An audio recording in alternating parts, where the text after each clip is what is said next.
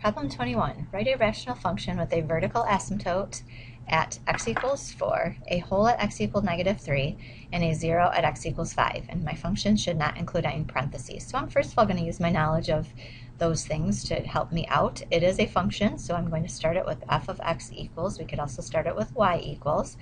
All right, we've got a vertical asymptote at x equals 4. So that means the factor that would go with that would be x minus 4. If it's a vertical asymptote, it's a non-removable discontinuity. So I would find that in the denominator, and there'd be nothing that could cancel with it in the numerator. Okay, if there's a whole at x equals -3, the factor that would go with that one would be x plus 3. If it's a whole, it's still a discontinuity, so I would have x plus 3 in the denominator. But if it's a whole, it's a removable discontinuity, which would mean there would be an x plus 3 in the numerator to cancel it out. And then if I have a 0 at x equals 5, the factor that would go with that one would be x minus 5.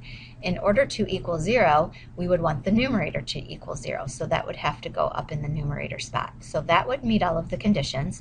And now it just says that my function should not contain any parentheses. So I'm just going to finish it by multiplying it out. So in the numerator, I will now have x squared minus 2x minus 15. And in the denominator, if I multiply it out, I'll have x squared minus x minus 12. So there is my function.